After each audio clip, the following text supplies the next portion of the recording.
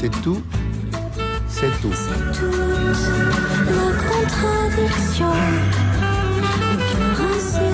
La columna francesada de Hernán Briançon, acá desde la Rive Droit. París. Imagínate París, Briançon, la Torre Eiffel. Vos en una radio parisina, un café. Lo bien que estaría. Una baguette. Comiéndote una baguette. Sopa de cebolla. Un croissant. Sí. Un queso brie. Sí. Un pâté foie. Bueno, ¿qué me cuenta, Brisa? Buenos días, bienvenido. Buenos días. Gracias por apersonarse en esta emisora. Fue un día difícil para venir.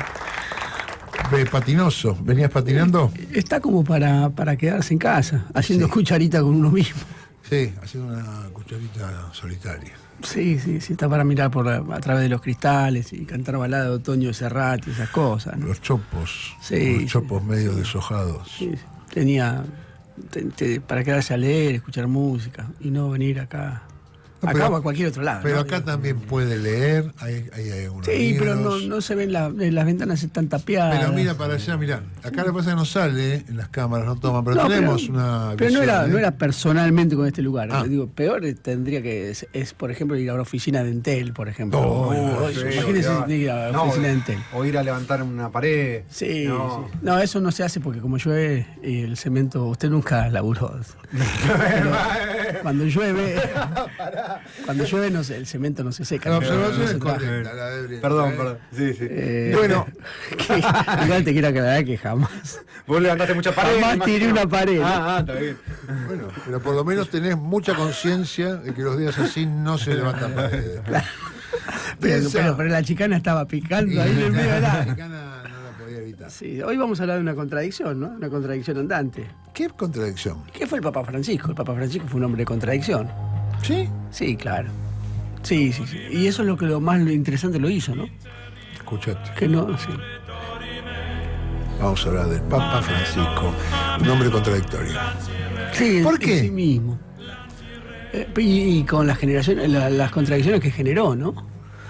¿Te acordás cuando fue elegido Papa? Bueno, sí, porque acá no quería a los Kirchner cuando era obispo de Buenos Aires. No era que no lo quería. ¿Eh? No era que no los quería. Había para mí una gran desinteligencia en los Kirchner respecto de Bergoglio. ¿Sí? Que nunca la comprendieron. Yo tuve la suerte era algo que me interesaba, que era cubrir iglesia para 3 puntos y para las revistas TXT, ¿te acuerdas? Claro. Yo lo conocía bastante bien a Bergoglio y había seguido su historia y su biografía. Uh-huh. Y en la Iglesia Católica él era el sector menos conservador, ¿no? Su enemigo, que era Monseñor Héctor Aguer, el arzobispo de La Plata, era la derecha real en la Iglesia.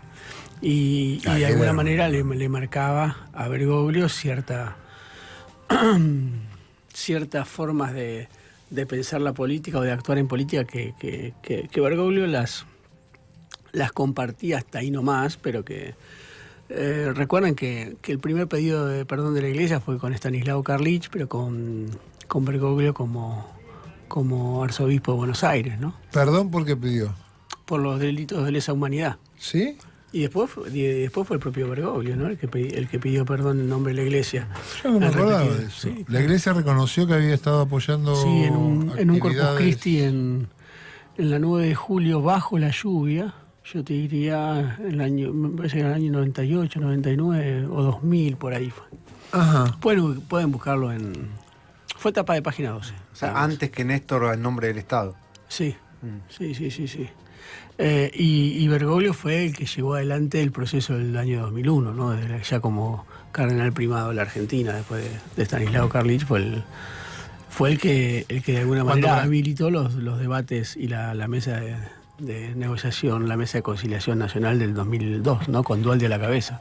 Cuando la Iglesia pide perdón por los crímenes de la dictadura, ¿está metido Bergoglio ahí? Sí, claro. Es el cerebro de ese pedido de perdón. Ajá. Estanislao Carlich era el presidente de la conferencia episcopal, pero el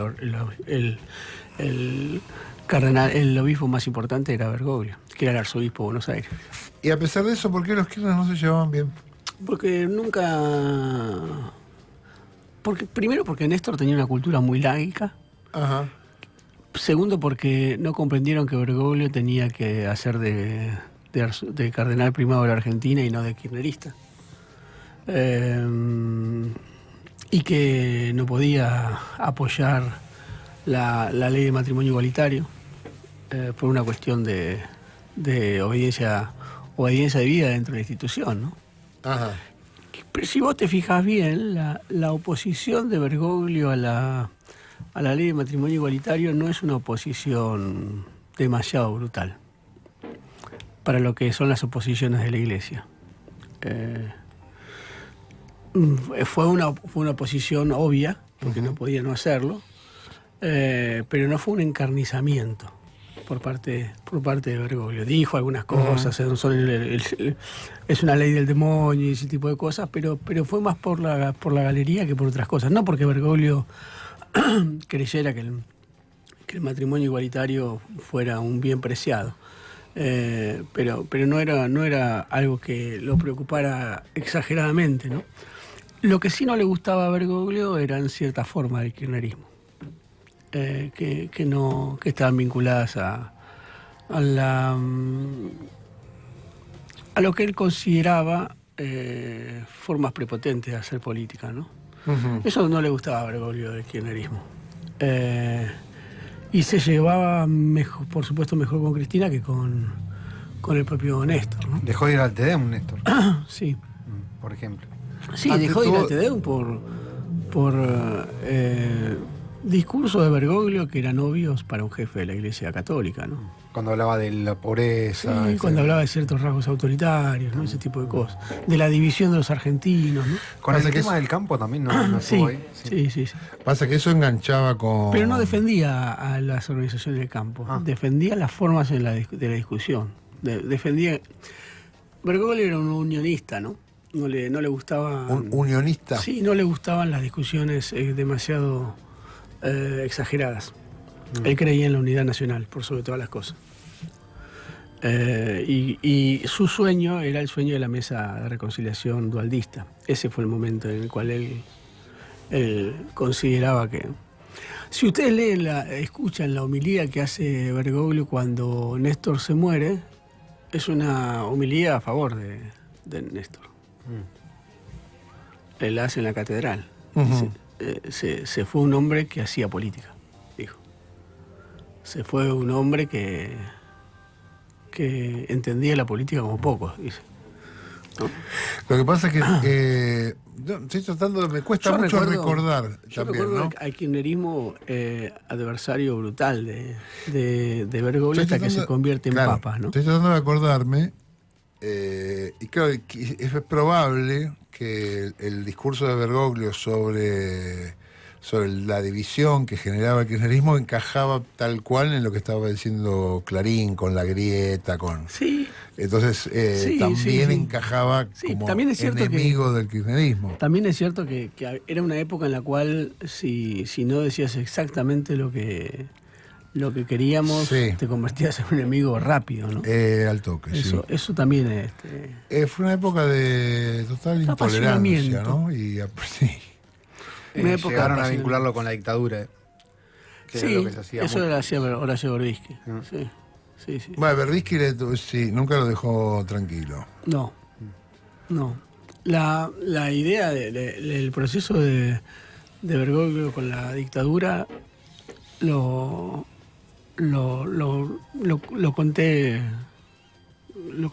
en una nota en la revista Tres Puntos del año 2002, cuyo título era El Guardián de Dios y la bajada era El argentino que puede ser papa.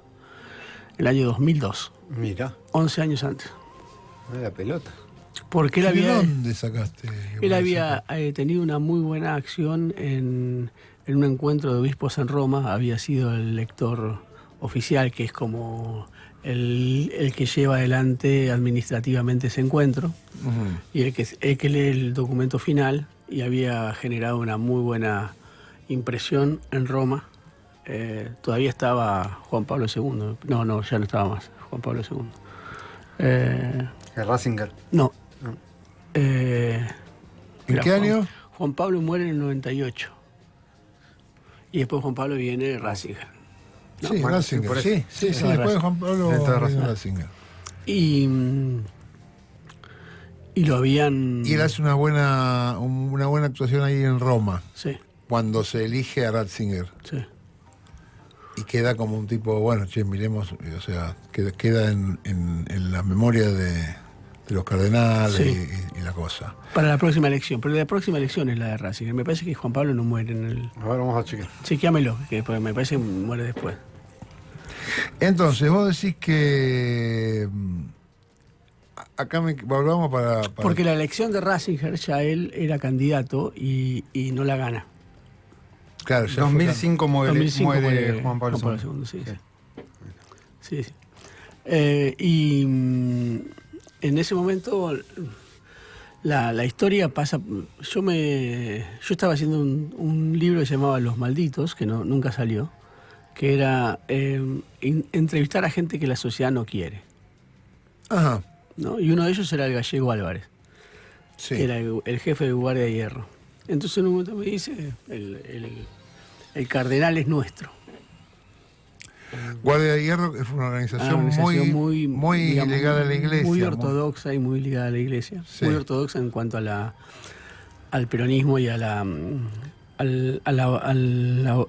obedecimiento de la conducción de Perón, Claro. y después de Isabel. No era una organización armada, porque muchas veces se cree que como tiene ese nombre. Tampoco también. era de derecha, era un peronismo, digamos, ortodoxo, por llamarlo de Como alguna un manera. Guillermo Moreno.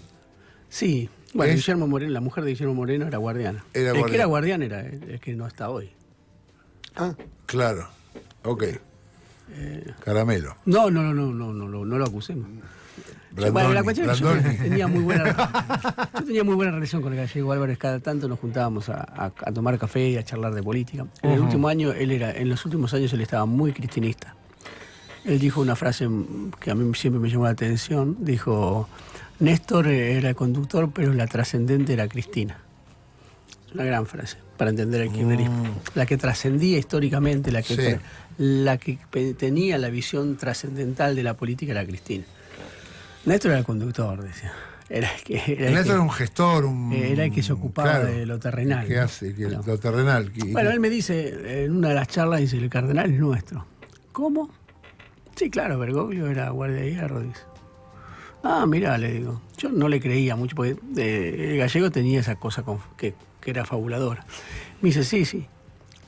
Bergoglio incluso estuvo atravesado por las negociaciones que hicimos con Macera. Yo, si querés, te cuento cómo fue lo de Giorgio y Yalik, me dice el Gallego Álvarez. Y me lo contó. Y eso hizo que yo escribiera la biografía sobre Bergoglio, ¿no? Dice.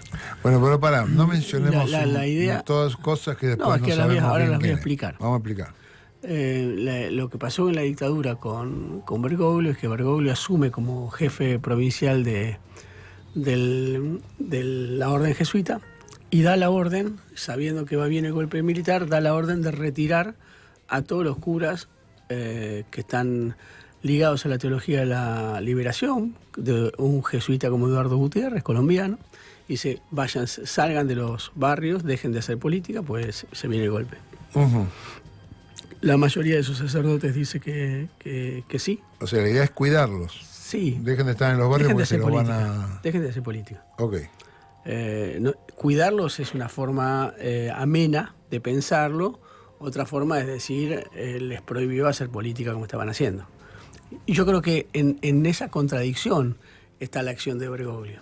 Por un lado es cuidado, por otro lado también es cortar la política que venía haciendo Sí. la orden jesuita, que tenía que ver con lo más avanzado de la teología de la liberación. Ujú. Porque Bergoglio de alguna manera es un restaurador de la orden del jesuitismo contra los sectores, por ejemplo, del CIAS, que eran los jesuitas más progresistas y casi más revolucionarios que tenía la orden, ¿no? Y que hasta ese momento habían liderado la orden de los jesuitas.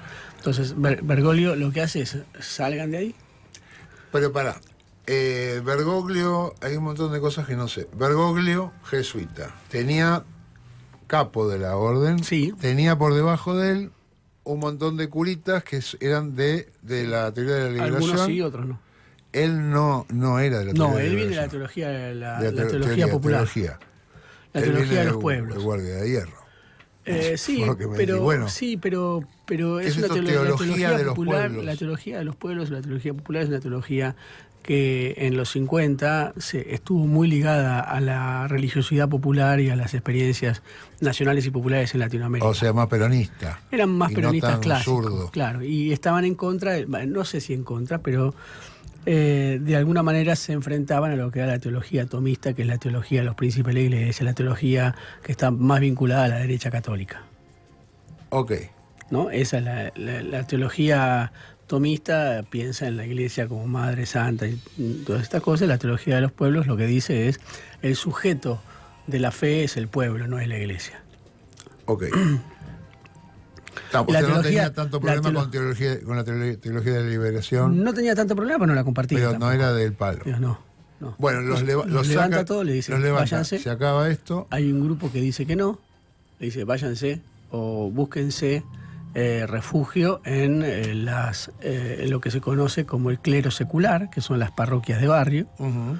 Yo ya no los cubro, si ustedes no me hacen caso no los cubro. La mayoría de sus sacerdotes busca refugio en el clero secular. Giorgio y Yalik dicen yo sigo siendo jesuita y sigo siendo en el barrio. Se quedan, no les hacen caso, los desafían. Son secuestrados. Uh-huh. Alguien puede decir, los dejó que hicieran. También.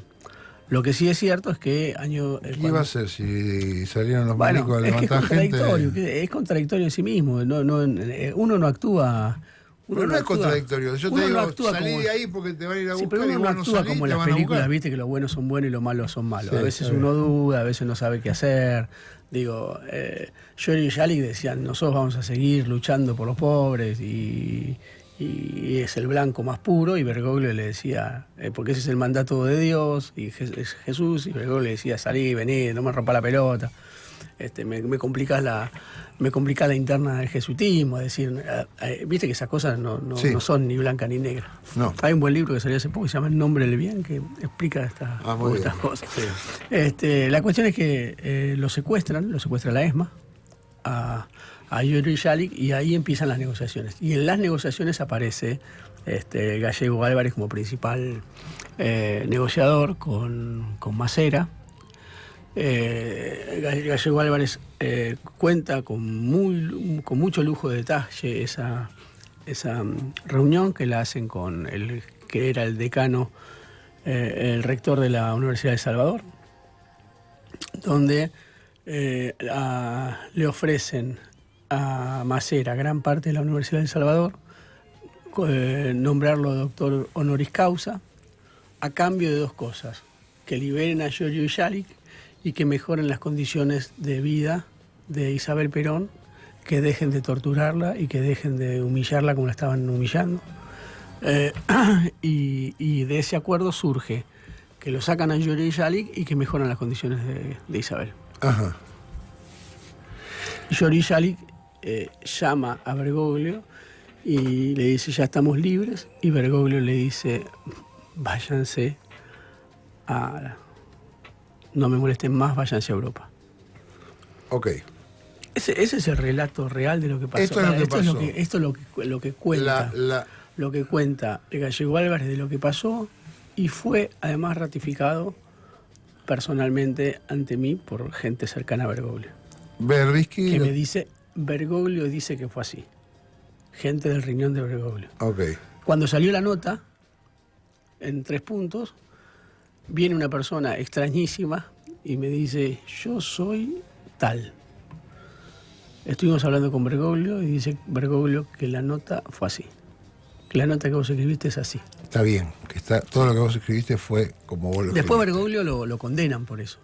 Lo mandan a un convento en Irlanda, jesuita, que estuvo ahí un tiempo largo. ¿Lo condenan por qué? Lo condenan por haber sido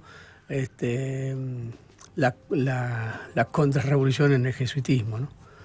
Lo condenan, lo llevan a Irlanda. Por haber Irlanda, sacado a los jesuitas de la calle. Sí. Después de Clanda lo mandan a Córdoba, está perdido en un convento de Córdoba y de ahí Quarrachino lo levanta y lo lleva a Buenos Aires. Y ahí se convierte en obispo de Buenos Aires, arzobispo de Buenos Aires, cardenal primado. ¿Quarrachino lo quería a Bergoglio? Quarrachino era un hombre de izquierda, todos ustedes lo saben. No. Ah, no, Quarrachino fue un hombre de la teología de la liberación. Quarrachino fue un hombre de los movimientos, muy cercano al movimiento de sacerdote del tercer mundo. Lo que pasa es que después fue el cardenal primado de la Argentina durante el menemismo. Esas relaciones en la iglesia, el que no las conoce no las entiende. Cree que la iglesia es bla, bla, bla, bla. Pero si vos te metés en las internas y en los conocimientos, porque son gente que estudia juntos, gente que tiene experiencia juntos, internas propias, ¿no? Digamos, entonces, gente que fue muy progresista en su momento, después se convierte en alguien no tan progresista como Quarrachino, ¿no? ¿Quarrachino era de izquierda? Sí, era del movimiento de sacerdotes del tercer mundo. Estuvo cercano. La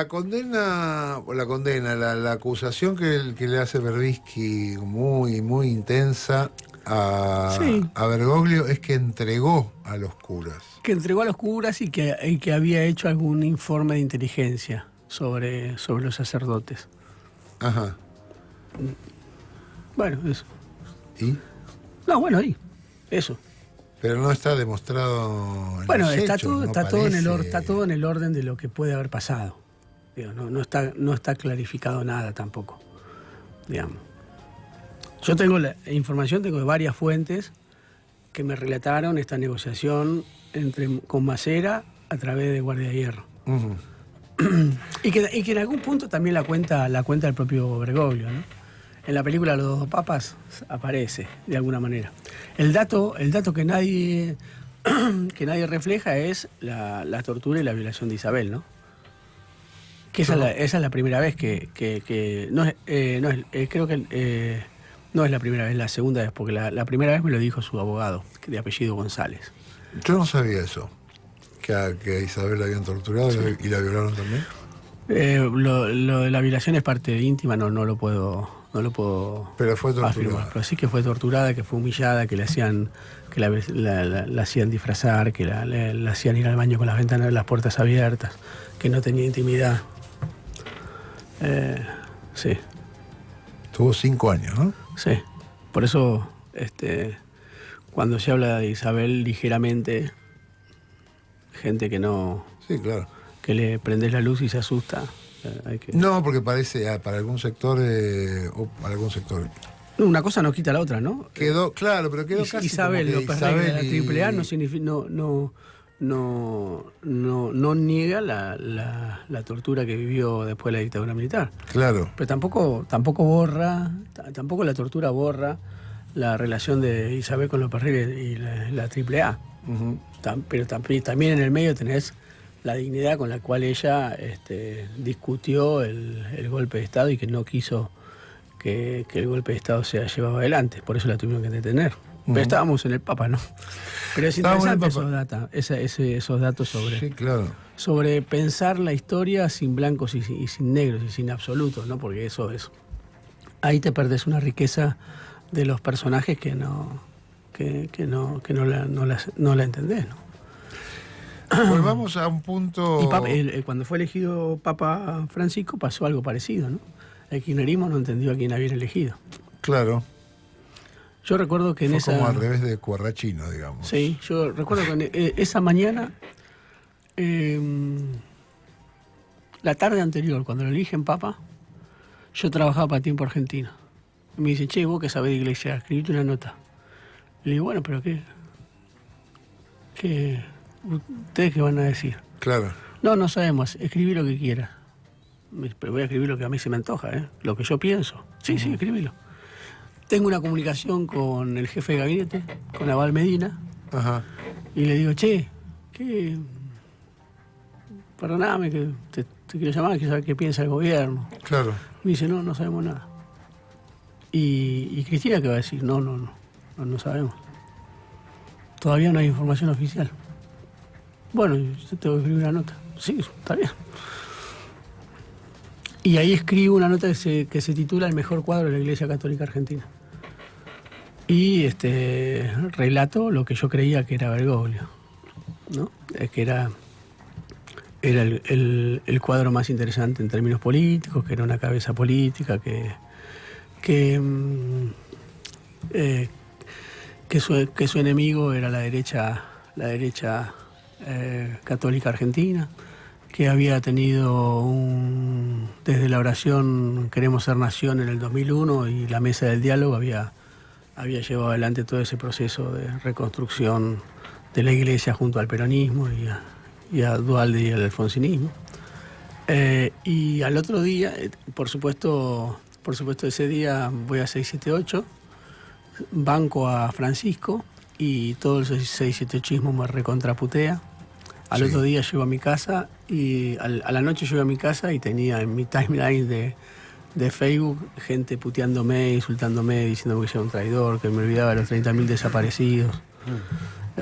Y al día siguiente Cristina lo va a ver a Francisco y le dice, y sale en el video: usted sabe, Francisco, que es el mejor cuadro político de la Iglesia Católica Argentina. Y al día siguiente escribo, bueno, ahora hay que ver qué es lo que va a hacer Bergoglio, como Francisco. Tiene muchas dificultades, qué sé yo. Y hubo una catarata de gente diciéndome: tibio, vos no bancás a Bergoglio como hace la jefa, sos un cagón. La misma gente que hace 2 días me había puteado, ahora eran todos francisquistas de la primera era. No era suficientemente... Yo no era lo suficientemente francisquista. Es que ahí la relación directa cristiana enseguida salió a decir... Lo cual habla de la contradicción que generaba Francisco en su propia persona, ¿no? Y esa contradicción me parece que es lo que más rico lo hace, ¿no? Yo lo que más recuerdo de esa época es Feynman, con esa... diciendo: hay más chance que yo sea el 10 de Boca que Bergoglio llegue a Papa. Yo en el programa de Galende, preguntale a Galende. Le voy a preguntar a Galende. El día anterior dije: por ahí mañana tenemos un Papa argentino. Mirá. Y no, vos lo viste en el 2002 igual. Sí, pero Bueno, en el 2012 fue casi un chiste. Claro. No, pero que más hicimos allá con Jorge Sigal. de este autobombo que se está Que me haciendo estoy haciendo yo. interminable. Sí. No, habla también Es que de yo lo también tengo que pasaba. ser reconocido. No, pero sí habla de Habla de esa contradicción, porque después la toda la contradicción y derecha... también de la cosa demasiado simplista Sí. se tuvo en aquella Sí. época. Toda la derecha después pasó a ser antifrancisquista. Claro, enseguida Y toda se la alineó, izquierda se alineó con Francisco. Las líneas se Había algo hicieron contradictorio ahí, clarísimas. ¿no? Había algo muy... No, pero el mismo Francisco se acercó más al kirchnerismo siendo Francisco también. Sí, Sí. y porque primero tenía una relación diferente. No es lo mismo ser el jefe de la iglesia que ser un gerente. Sí. El gerente tiene que hacer lo que el jefe de la iglesia dice. ¿No? Y hasta ese Bueno, momento... yo creo que Cristina se movió con mucha inteligencia Sí, también, al toque. Sí, al toque. También. Corrigió. Pero vuelvo a algo que me Hay que ver el papado, ¿no? El papado de Francisco fue uno de los papados más interesantes, sin duda, de los últimos 100 años. Sí, ¿no? claro. Yo digo, León XIII con la Rerum Novarum y con la teología, con la doctrina social de la Iglesia, Juan XXIII con el Concilio Vaticano II, Pablo VI con la encíclica para el progreso de los pueblos, y después fue todo bastante oscuro en la Iglesia Católica, ¿no? Pío X o Pío XII o Pío apoyando al nazismo, Juan Pablo II desarticulando todos los procesos nacionales y populares, incluso la Unión Soviética y los países del este, ¿no? Me da la impresión de que Ratzinger, que era un gran teólogo, pero no fue nunca un gran líder de la Iglesia, ¿no? No, Y después claro. vino Francisco, que me parece que está entre lo más interesante que pasó en la Iglesia Católica en los últimos 100 años por lo menos, ¿no? Pero me quedé, déjame con Juan XXIII, ¿no? de interrumpirme. No. Lo primero que dijiste era que no se llevaba bien con los Kirchner porque era del palo de la reconciliación nacional dualdista. Sí. No sé si dualdista le agrega o enchastra. Pero ¿qué significa la reconciliación nacional? Porque parece que fuera una línea que atraviesa la historia argentina, Es la mesa pero del diálogo, por debajo sí. no es peronismo, no es kirchnerismo, no es cuquismo, no es el peronismo de, no sé, Veloso Rodríguez Sá, ¿qué es la reconciliación nacional? En el caso corno de Bergoglio, esa reconciliación nacional tenía que ver con el consenso, con el pacto social, con el pacto nacional. ¿Qué es el pacto nacional? Es lo que planteó Duhalde en la mesa del diálogo, sentar a todos los sectores a discutir un proyecto nacional que rompiera el neoliberalismo. ¿Te acordás de la mesa del diálogo? Sí, yo una vuelta lo llamamos a Duhalde. Yo le cuento esto muy temprano, tenía un programa acá a las 7. El peronismo, el radicalismo, los industriales, los sectores del agro, la CGT, esa era la mesa de diálogo. Y la iglesia. Ese era el gran acuerdo nacional. Los sectores reales, de la economía con la iglesia y con la política. Y con los distintos partidos políticos. Con todos los partidos políticos. Sí, con la mayoría. Y ahí discutís qué país queremos. Claro. Era muy parecido al corporativismo peronista. Hay una cosa que hay que decir de Bergoglio también, que Bergoglio también creía que esa reconciliación tenía que ser con los actores del 70. Todos. Todos. Sí. Con los Videlas. Y con los Firmenich. Y con los muchachos. Él creía que había que hacer una gran reconciliación nacional también con los 70. Ahora, Duhalde también. Sí, por eso digo, es ese sector, ¿no?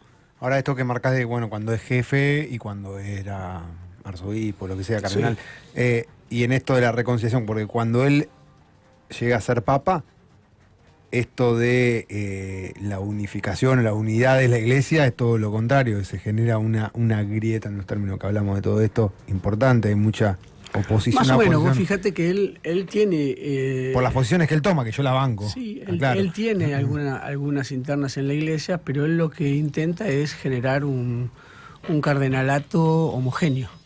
Ajá. Que no sea... y va limando los extremos, ¿no? Va limando el extremo de derecha en el catolicismo y en algún momento también impide que surjan los más progresistas y generando una homogeneidad teológica, ¿no? Y de prácticas. Sí, pero elige muy bien su sucesor. Obviamente, él es un animal político. No tiene el carisma que tenía Francisco, o al menos para nosotros no. Pero en términos de, no lo quiero poner esos términos, pero polémica, si se quiere, en la sociedad, él era una figura central. Durante todo su papado fue criticado por los sectores políticos de derecha.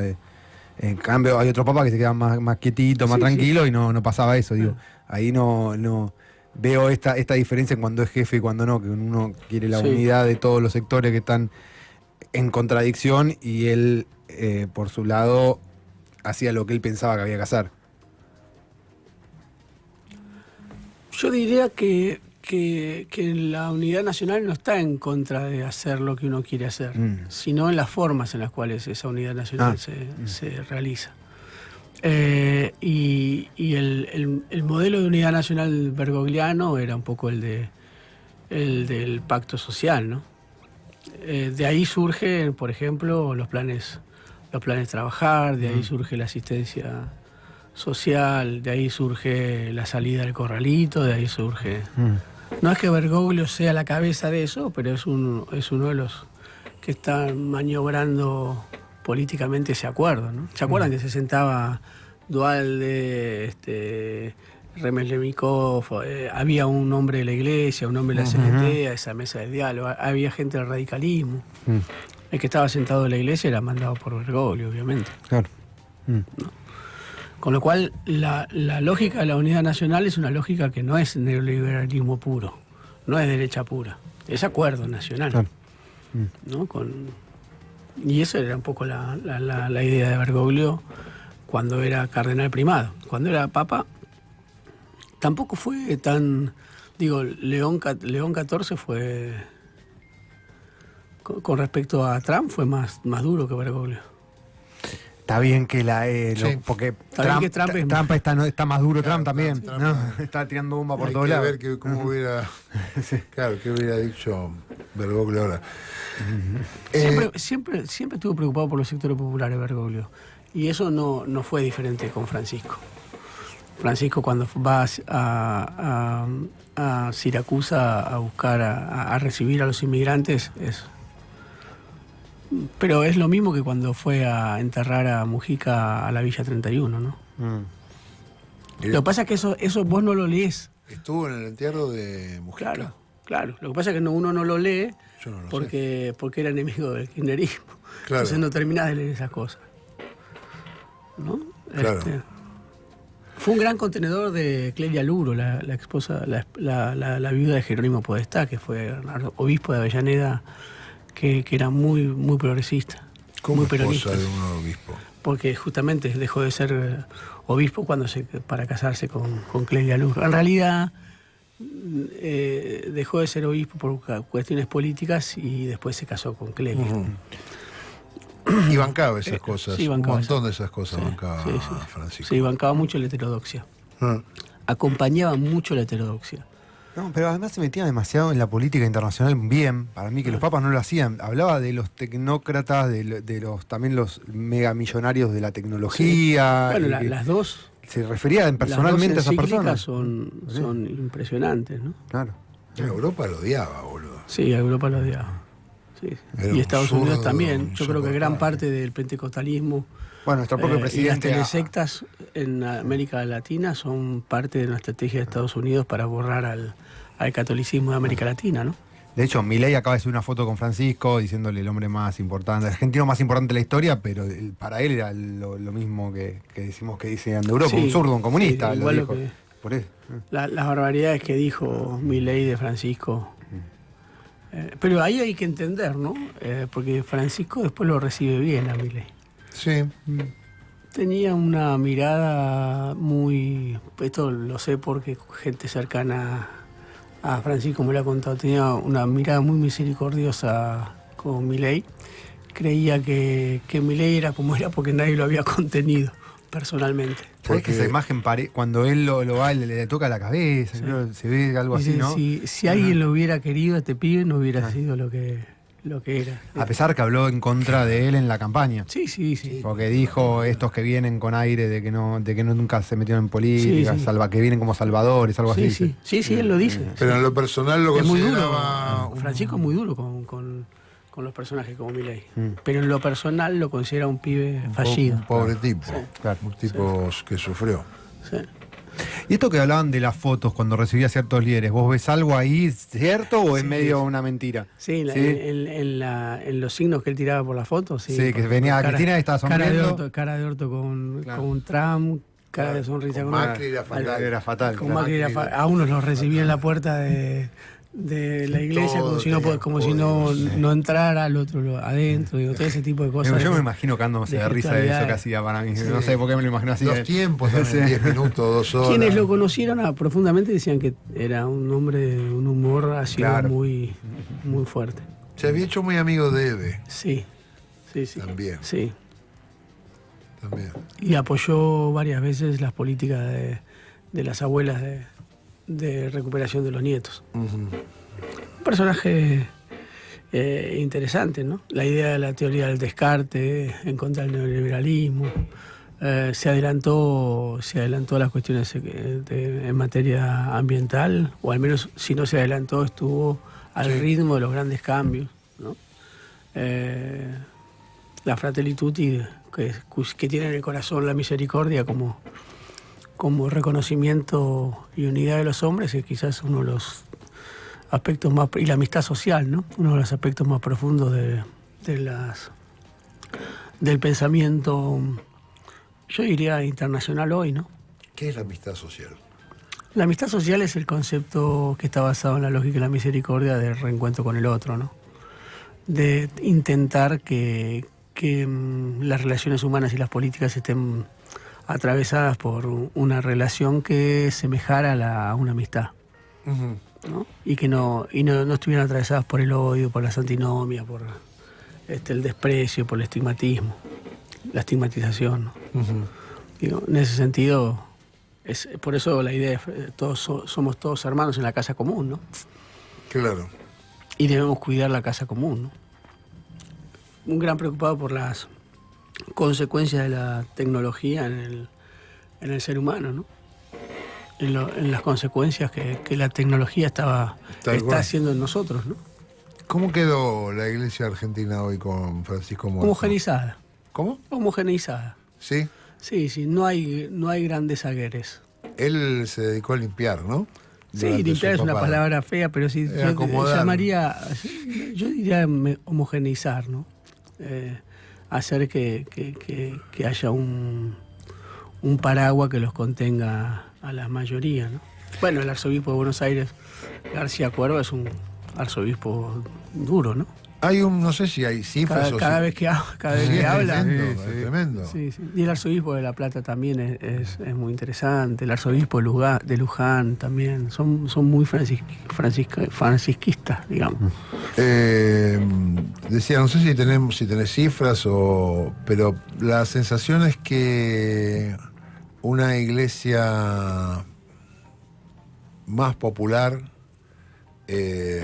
hace que el pueblo se acerque a la iglesia. Esto que digo puede sonar tonto, Sí, pero a mí me daba la sensación en los 90 con con que habían quedado los Saguer, el Cuarrachino, que ahora resulta que era zurdo, pero sí, era un monstruo. era el que hablaba de la isla donde había La que isla llevar a de los los homosexuales, puntos, ¿no? claro. Era difícil que te cayera. La iglesia era un lugar medio choto, oscuro, Sí, es cierto. de segregación, Tenía el lastre de la vos no- dictadura, ¿no? Vos no La entrabas. mayoría de ellos habían estado en la dictadura, ¿no? También tenía el lastre de la dictadura. Cuarrachino, Aramburu. Y me da la sensación de que a partir del papado de Francisco hay como empezó por lo menos a ser una institución más simpática, o por lo menos se le fueron todos esos barnices antipáticos. Bueno, tuvo no para los todo el escándalos de la mundo, pedofilia, ¿no? Que fueron sí, de alguna manera sí. muy trabajados por Estados Unidos también, Sí. por la prensa estadounidense, que fue como una gran Hay una gran externa. Hay una ¿no? operación a partir de ahí. Era una operación con hechos reales, Sí, ¿no? pero Con, que queda con pegado. pedofilia real. Católico o pedófilo. Claro. Cosa que Hicieron esa es- operación. Sí. Sí. Sí. No, pero esto que dice Barras es no solo por lo que decía y lo que hacía, sino por los diferentes tipos de mensajes a través de los símbolos, ¿no? De estar más cercano, en vez de salir con la cosa de cuando lo nombran papa, en vez de salir con la cosa de oro y Sí. qué sé yo, Bueno, sale. él estaba Ese todo el tipo de cosas tiempo soy más cercano, Eso ¿no? es parte Sí. del carisma de También. Francisco, ¿no? Sus zapatos viejos, No en sé lugar si de los eso zapatos logra rojos. transformar, no sé si eso logra transformar la iglesia. No, pero digo que es un mensaje de no ponerse en un altar por encima del resto de la humanidad, sino soy Sí. uno más que, bueno, está acá. A eso voy. No sé si una iglesia popular logra un acercamiento de las mayorías con la iglesia católica, porque en algunos casos los sectores populares necesitan algo de contención del orden de lo milagroso, ¿no? Ujú. Y que la iglesia ha abandonado un poco esos discursos de los milagros para ser atravesada por discursos más éticos y políticos, ¿no? Sí. En cambio, un pastor que viene y te dice yo tenía pesos y los transformé en dólares, termina ofreciendo un mundo de magia a sectores que a veces no tienen otro horizonte que el de la magia para transformar Lo que su... pasa es que una religión sin magia tampoco es una religión. No, por eso te digo. Más allá de los sectores que quieren transformar en moneda en no sé qué, Por eso te hace digo. falta la magia. Hay algo de lo misterioso y del mundo del Está orden muy de los milagros materialista, decís vos, la que iglesia. quizás la iglesia ha abandonado, ¿no? Y que hay algunos sectores dentro de los sectores populares que quizás necesitan una fe y una esperanza basada en lógicas que están más vinculadas a lo misterioso, ¿no? Ahora La vida es tan dura que solamente el orden de lo misterioso puede... Y pasan salvar. cosas Por supuesto, también. alguien desde la clase media o de la clase alta puede decir, ay, mirá qué ignorancia, creen que la magia los va a salvar. No, por supuesto. Pero cuando vos no tenés más que la magia, porque vivís en el fondo del tacho, la magia es, o la esperanza, o el mundo de lo misterioso, o lo milagroso, es una herramienta que a vos te ayuda a poder sobrevivir la vida que tenés, ¿no? Solamente alguien que no estuvo ahí puede juzgar alegremente al que estuvo ahí, ¿no?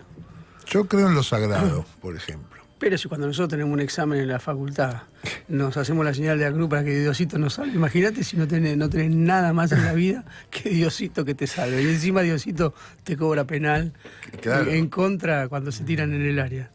Yo creo que por la falta de lo sagrado han pasado cosas que nos trajeron hasta acá, por Sí. abandonar lo sagrado. No hay nada sagrado. No hay nada sagrado. Bueno, Milei Eso es- ha tenido un discurso del orden de lo misterioso, de lo sagrado, el discurso de lo mesiánico, ¿no? Con lo cual, y ganó, ¿no? Y ganó con mucha... Y durante mucho tiempo su discurso fue efectivo, ¿no? El problema es si esa mística se convierte en esa irracionalidad que plantea Milei permanentemente, ¿no? Ujú. De hecho, hay sectores evangélicos que estuvieron detrás de la candidatura de Milei y he escuchado gente de primera mano hablando con gente diciendo que Milei es el elegido porque se lo dijeron en la iglesia evangélica. Era el elegido. Sí, sí. Pero lo sagrado de Milei me quedé pensando, ¿qué es lo sagrado? Milei es un místico, pero es un ocultista, es un hijo de puta. Sí, pero No una es cosa no un- tiene nada que ver con la para otra. él no hay cosas sagradas. Yo no Sagrada sé, es la no sé, vida, no sería- sagrados son los niños. Claro, pero eso es para vos. Yo creo ¿Y que, para Milei qué es? Milei tiene para algo Milei de es lo- sagrada, la economía, ese discurso tiene orden es del otra mesianismo, cosa. tiene orden del mesianismo que lo sostiene. Digo, Sí, seguro que está no, haciendo no, ni ahora, hablar. todas esas cosas que está Pero haciendo ahora en aparte, Israel, si son astrólogos, son, pero eso son también, esotéricos. pero ese esoterismo y ese misticismo Sí. es parte del mundo de lo sagrado, Sí, de lo está de lo bien. milagroso. Pero no le diría sagrado. Lo Bueno, lo que mágico, pasa es que lo sagrado para nosotros Está bien. tiene una caracterización Sí. determinada. Digo, para mí tampoco el mercado es sagrado, pero hay la idea de que Karina es Moisés es una idea que está y que el tipo se emocione cuando lo dice, ¿no? Sí. Primero habla de su No, de está su bien. desequilibrio, pero también habla de una subjetividad que está atravesada por ese tipo de relatos, ¿no?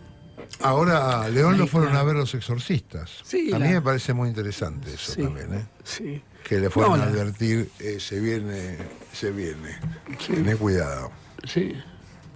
Es que es un problema el discurso religioso, porque ¿cuál es el equilibrio entre un discurso que sea misterioso y un discurso que sea extremadamente racionalista? No, No lo sé. yo creo que Francisco hizo un gran equilibrio. Sí, probablemente sí, ¿eh? Sí. Tipo, yo, por ejemplo, que no creo en el mundo del... A mí, Vos no creés que- en nada. pero a mí me interpelaba el Papa Francisco por el otro lado, en ese equilibrio. Por el lado político y lo Sí, que decía. claro, claro. Piensa, muchísimas gracias. Miren, si nos hizo retarde, la 1 de la tarde con 22 minutos, 20 grados la temperatura, sigue el día gris, lluvioso, pero acá estamos y yo lo estoy pasando muy bien, ¿eh? Esto es Tus Amigos de la Radio, ya venimos.